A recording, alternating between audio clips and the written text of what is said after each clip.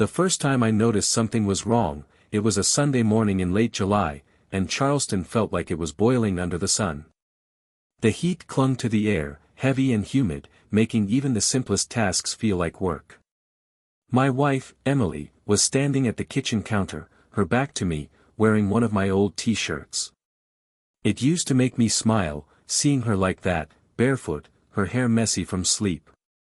But that morning, something felt off. She was making coffee, but she hadn't said a word to me. Not even a sleepy, good morning. Her shoulders were tense, her movements sharp, like every motion had been carefully calculated. When I greeted her, she flinched slightly, then forced a smile over her shoulder. "Morning," she said, too brightly. I didn't say anything at first. I just watched her, feeling that familiar but indescribable tug in my gut. The same feeling I'd had years ago when my father called me out of the blue to say my mother was in the hospital. That strange sixth sense that something bad was coming. Emily and I had been married for 7 years. We met here in Charleston, fell in love over late-night drinks and walks down King Street, built a life together. We had a modest house near the marshes, a yellow Labrador named Scout, and plans for the future that we discussed like other people talk about the weather. Stable. Predictable. Safe. Or so I thought. Lately, though, there'd been changes. Little ones. She started working late, even though she'd always been strict about her schedule. She'd spend more time on her phone, angling the screen away from me. She used to be open, chatty, telling me every detail about her day. But now, conversations felt rehearsed. She was careful, guarded. And then there was the perfume, a scent I didn't recognize, clinging to her clothes when she came home. I told myself I was imagining it. People get busy, they get tired, they change. I didn't want to be that husband, the paranoid one. But that Sunday morning, watching her pour coffee into 2 mugs and take a sip without looking at me, I felt a chill despite the heat. "You're quiet," I said finally. She glanced up, her eyes a little too wide. "Just tired. Didn't sleep well. Nightmares again?" Emily shook her head and gave a small laugh. "No. Just, couldn't shut my brain off." Her voice was light, but her hands trembled when she set down the mug. She didn't notice that I saw. Over the next few weeks, the signs multiplied. She started going out more often, girls' nights, or errands that stretched on for hours. She became distant in bed, like her body was there but her mind was somewhere else entirely. Even Scout noticed. Our dog would sit by the door, whining softly when Emily was late coming home, as if he, too, sensed the shift in our lives. One evening, I decided to surprise her. She'd told me she was having dinner with her friend Claire downtown. Claire and I weren't close, but we were friendly enough. I thought it might be nice to meet them after dinner, maybe grab dessert together. Emily didn't know I was coming. I parked near the restaurant and waited outside, scanning the crowd for Emily's familiar auburn hair. But as I watched, my chest tightened.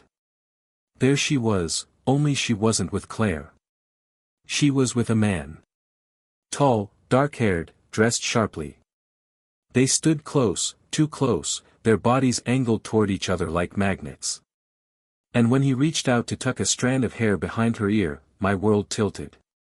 I couldn't breathe. For a moment, I actually thought I might vomit right there on the sidewalk.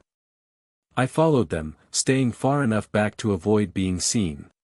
They walked hand in hand down a side street, laughing. I heard her laugh, that same bright, musical sound that used to be just for me. My fists clenched. My heart pounded so loud I was sure someone would hear it. They stopped outside a boutique hotel. The man kissed her, slow and deliberate, and she kissed him back. Then they disappeared inside. I stood there in the dark, staring at the spot where they'd been. Part of me wanted to storm in, to drag her out and demand answers. But another part of me, the colder, sharper part, knew that I needed proof. That if I confronted her now, she'd lie, twist it around, make me doubt myself. She was already so good at hiding things. No. I would wait. I would watch. The next few days were hell. Emily acted normal, as if nothing had happened. She kissed me goodbye in the morning, texted me about picking up milk, asked how my day was. And I played along, all while my stomach churned and my hands itched to smash her phone against the wall. I started doing my own digging. I went through our bank statements and found charges she couldn't explain, restaurant bills, hotel rooms. I checked her phone while she showered but found nothing. She must have been deleting messages. Finally, I reached out to Claire. I invited her for coffee, pretending it was just a casual catch-up. "So, how was dinner last week?" I asked, trying to keep my tone light. Claire frowned. "Dinner? Yeah, you and Emily downtown. She said you went out." Claire shook her head. "We haven't seen each other in weeks." My throat went dry. I managed a smile, nodding like it was no big deal, but inside, everything went black. That night, Emily came home late again. I watched her take off her shoes, her face flushed from the warm night air. I wanted to scream, to throw the evidence in her face. Instead, I just asked, "Have fun with Claire?" Her eyes flickered, just for a second. "Yeah. It was nice. We went to that new tapas place." I nodded slowly. "Sounds great." She didn't notice my hands shaking. By now, I knew the truth. She was cheating on me. The woman I'd built a life with, trusted completely, had been sneaking around with another man. The betrayal was like a physical wound, raw and gaping. But I wasn't going to let her destroy me. If she wanted to play games, I'd play too. Over the next week, I gathered proof. Photos of her with him, copies of receipts, even a recording of a phone call where she told him she loved him. It nearly killed me to listen to it, to hear those words meant for me given to someone else. But I needed to be sure. I needed her to have no escape when the truth came crashing down. The final blow came one Friday night. She told me she was meeting Claire again. I followed her from a distance, my heart pounding. This time, I didn't just watch from the shadows. I waited until they entered the hotel, then walked in after them. I stood outside the room, listening. Muffled laughter, the sound of clothes rustling. My vision went red. I knocked once, hard. Silence. Then her voice, "Who is it?" "Room service," I said, my voice steady. There was a pause, then footsteps. The door opened. Emily's face went white when she saw me. Behind her, the man was half-dressed, his shirt hanging open. "Oh my God," she whispered. I stepped inside, shutting the door behind me. "Don't speak," I said coldly. "Just listen." I laid out the evidence on the bed, photos, receipts, the recording. Her eyes filled with tears as she stared at the proof of her betrayal. The man tried to say something, but I silenced him with a look that promised violence. "You destroyed us," I said, my voice breaking.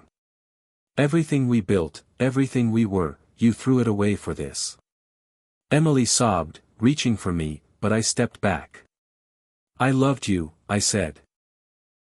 "I would have done anything for you. But now now you're just a stranger who wears my wife's face." I turned to the man. "Get out." He hesitated, then grabbed his things and fled. Emily collapsed to the floor, begging me to forgive her, swearing it was a mistake. But I was beyond forgiveness. I told her she had until morning to pack her things and leave. That I'd be filing for divorce immediately.